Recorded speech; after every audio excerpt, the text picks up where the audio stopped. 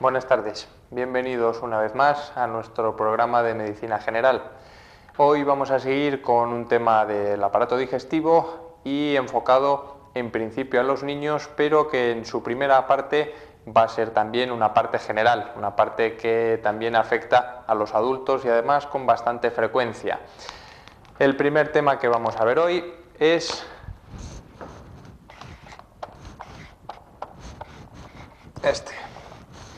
Y lo ponemos así, lo ponemos con las siglas, no solo porque la palabra es bastante larga, sino porque así es como lo van a encontrar en la mayoría de los informes. Esto es gastroenteritis aguda, es decir, una afectación del estómago y del intestino. ¿Qué puede producir eso? Bueno, pues las causas son bastante diversas y además cada una lleva más o menos un mecanismo de acción distinto. Vamos a explicar inicialmente los distintos mecanismos de acción y luego lo haremos corresponder con las causas que hay y con los tratamientos que necesita, puesto que cada mecanismo tiene una clínica distinta y por esa clínica generalmente vamos a ver cuál es directamente la causa y lo que necesita. El primero de los mecanismos que produce una gastroenteritis es un mecanismo toxigénico.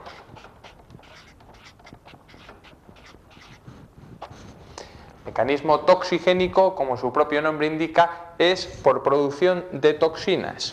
Estamos hablando inicialmente, y la mayoría de lo que vamos a ver ahora, que son gastroenteritis agudas, de origen infeccioso.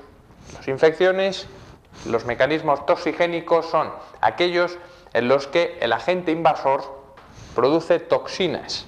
La toxina es una sustancia química que hace que el intestino y el estómago, sobre todo el intestino, no funcione como debe. La consecuencia de que no funcione como debe es la clínica que produce la gastroenteritis aguda.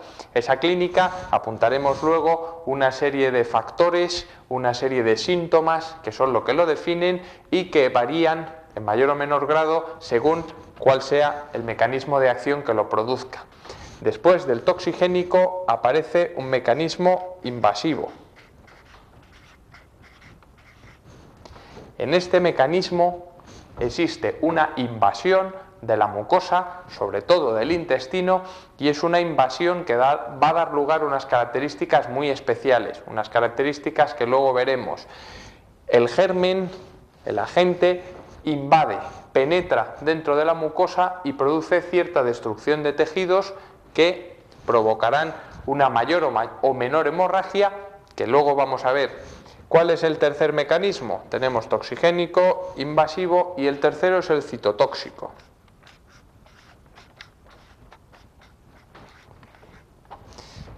El citotóxico afecta sobre todo a la parte más superficial de la mucosa, a las células que quedan más por fuera. Vamos a ver qué produce todo esto. Bueno, pues esto produce una serie de síntomas característicos que son, en primer lugar, la fiebre.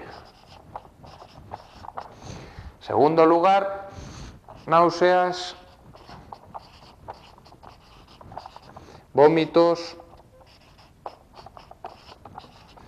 La diarrea la pondremos al final, puesto que las características de la misma son muy importantes.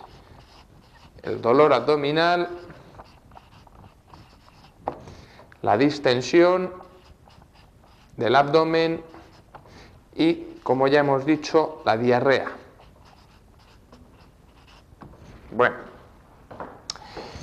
estos tres mecanismos, que son productores de gastroenteritis infecciosas, pueden ser, como la mayoría de las infecciones, sobre todo por bacterias, por virus. Existen también algunos hongos, pero bueno, por su menor frecuencia no los vamos a tratar, son casos mucho más raros. Es importante decir que sobre todo en los niños, que son los que más diarrea sufren, la mayoría de ellos, casi hasta un 50%, las causas pertenecen a este mecanismo, son procesos víricos y lo causa un bichito muy rebelde que se llama rotavirus. El rotavirus es el causante de la mayoría de las citotóxicas y que vienen a ser casi hasta un 50% de las gastroenteritis de los niños. Cuando se dan en los primeros meses de vida, ya entra dentro de este apartado y lo causa la E. coli. E. coli es otro bichito que actúa mediante este mecanismo. También aquí pertenecen otros como el cólera, y en los invasivos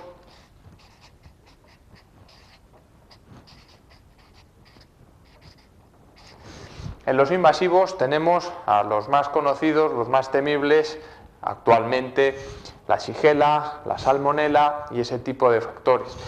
Estos actúan más, son más típicos de las épocas calurosas, más típicos del verano, mientras que los citotóxicos aparecen más en épocas frías, en el invierno. Estos mecanismos, cada uno tiene su clínica. Importante, vamos a distinguir cuando la gastroenteritis es un proceso vírico como consecuencia de un virus o cuando no lo es, cuando es algo bacteriano. ¿En qué se diferencia? Bueno, lo primero, la fiebre. Distinguimos estos dos casos. Se implica dentro de los dos, pero sobre todo para distinguir una diarrea a efectos prácticos, una diarrea vírica de una bacteriana, vamos a diferenciar. Según el factor fiebre, la mayoría de las invasivas provoca una fiebre bastante más alta, una fiebre que suele llegar a 39 o incluso sobrepasarla, mientras que los citotóxicos, cuando se produce por un virus, la fiebre es mucho menor, suele rondar los 37,5 más o menos. Las náuseas y los vómitos, pues son factores comunes a los dos casos, y si acaso en este tipo de procesos los vómitos serían menores. El dolor abdominal es mucho mayor en el invasivo y aparece también distensión. La diarrea es lo más importante a la hora de definir esta diferencia. En los citotóxicos aparece una diarrea muy líquida y que es una diarrea autolimitada en el tiempo, es una diarrea que cede antes, es una diarrea que no tiene nada más que eso, es muy líquida, pero no tiene ningún otro tipo de componentes, mientras que la invasiva es fundamental que en esta diarrea aparece bien sangre, por lo que hemos comentado antes, el germen invade la mucosa, rompe determinadas estructuras, entre ellas pequeños vasos, y se produce un sangrado. Aparte de sangre hay mucosidad. Estos dos factores, cuando aparecen en la diarrea, son claramente definitorios de diarreas invasivas y es un cuadro más serio. Es un cuadro que habrá que estudiar más a fondo y someterlo a ciertas pruebas diagnósticas que vamos a ver un poquito más adelante. Entonces, ¿qué es lo que hacemos ante uno u otro caso? Bueno, en los que se sepa que es una diarrea citotóxica, pues generalmente, como ya hemos dicho, son procesos autolimitados que no van más allá y que no hay que seguir ningún tratamiento aparte de la reposición hidroelectrolítica, que eso sí es fundamental y que les vamos a dar incluso la receta de cómo prepararlo. Estos casos hay que seguir estudiándolos y someterlos a cierto tipo de pruebas.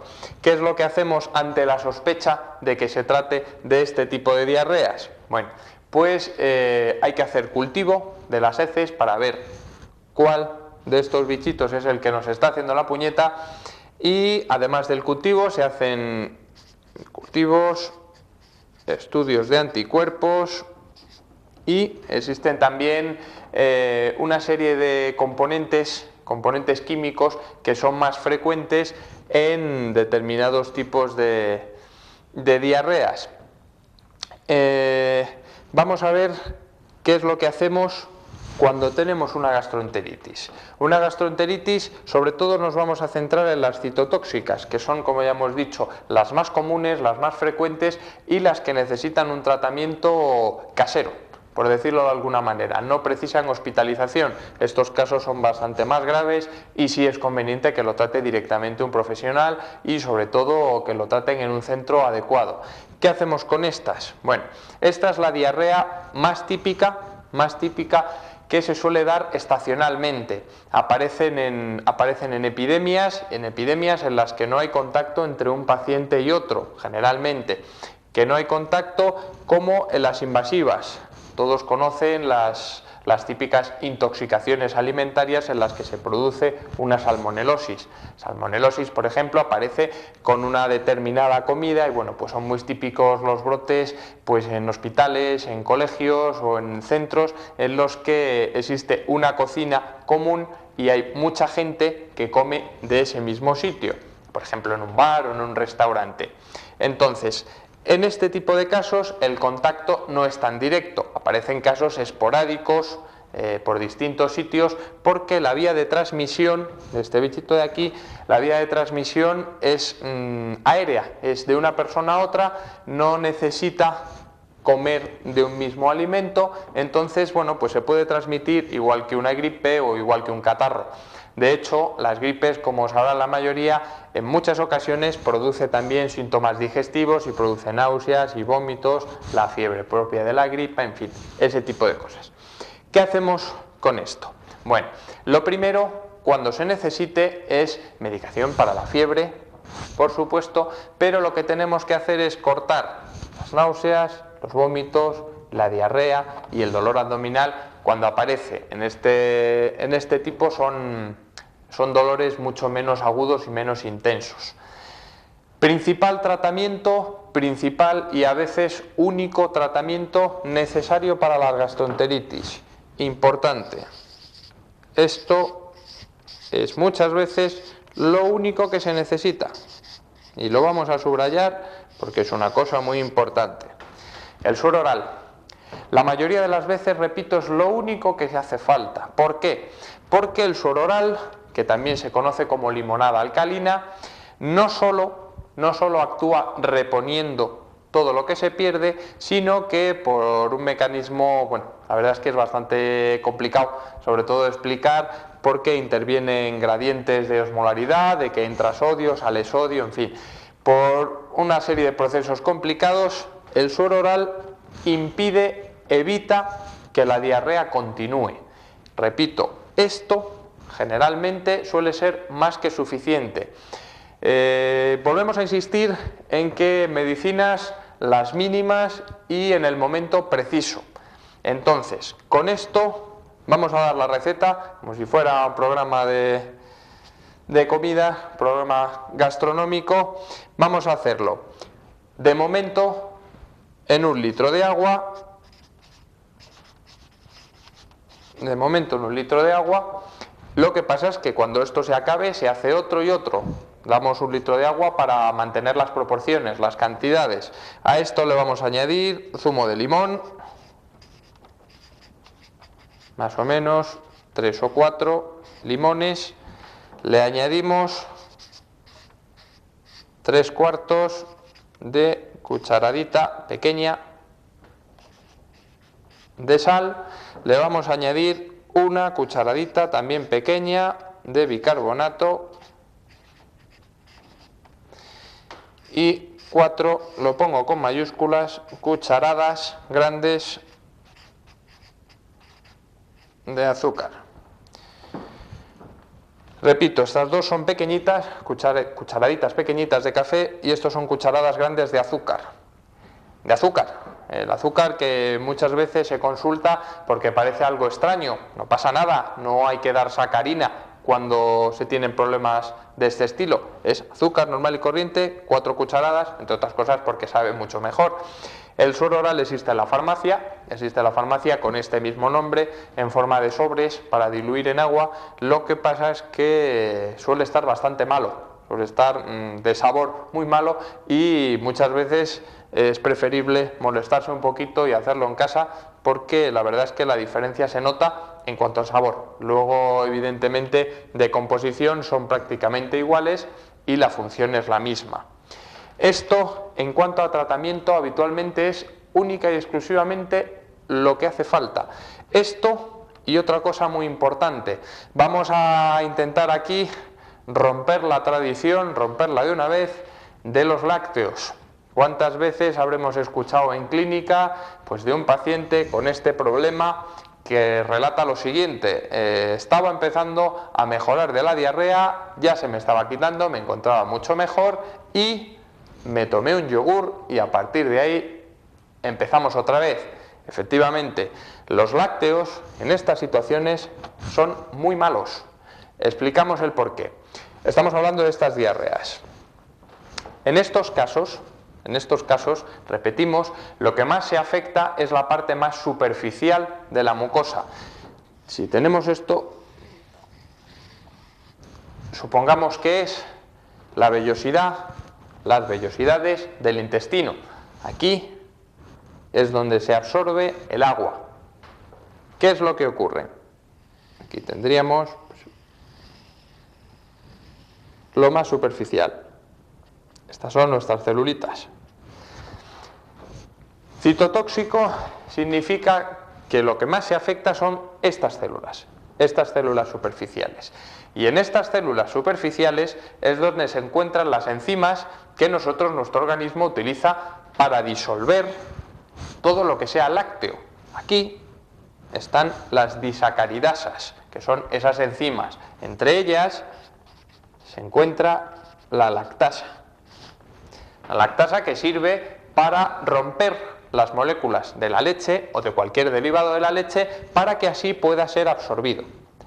Cuando nosotros tenemos este problema, esto disminuye y disminuye mucho. ¿Por qué? Porque esto está afectado. ¿Qué es lo que ocurre? Si en estas situaciones en las que el cuerpo no puede con ello, nosotros le damos lácteos, le damos leche, le damos yogures, pues no puede asimilarlo, con lo cual todo lo que se le dé, como no puede absorberse, sigue adelante y lo que se ingiere provoca más diarrea. Entonces,